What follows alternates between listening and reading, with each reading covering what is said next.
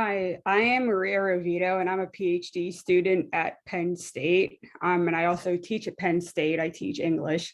And this summer, I worked with civic influencers to get students registered to vote at Penn State and also encourage civic activities at Penn State.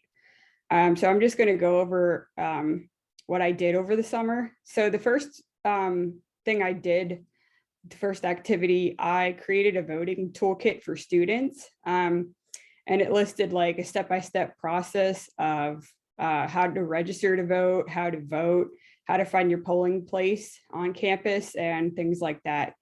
And I created it as a poster or like a flyer. So, students can share it on social media and stuff like that. And that got about 20 students volunteering for that. The second thing I did, I wrote a blog post about the implications of overturning Roe versus Wade on people with disabilities.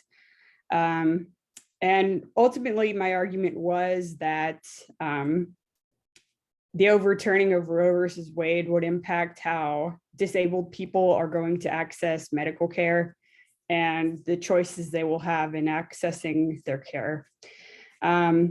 And ultimately, I argued at the end that the best way to safeguard your reproductive rights here in the US is to vote, and especially voting for candidates who support reproductive rights.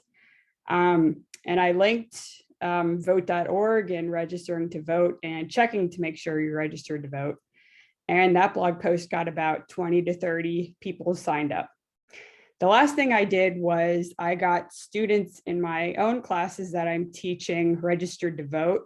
And I did this by offering registering to vote as extra credit. So if a student registered to vote for my class and the link I gave them, they got 3 percentage points extra credit in the entire class. So if their grade was at an 87, it could bump them up to a 90, which is pretty huge. And I'm going to do this activity again in the fall because in my fall classes, I'm going to have much more students. I'm probably going to have about 75 to 80 students in my fall classes. So yeah, I think I contributed a lot to Penn State, and I encouraged students to vote at Penn State. And I think the activities I did demonstrated this. So thank you. Bye.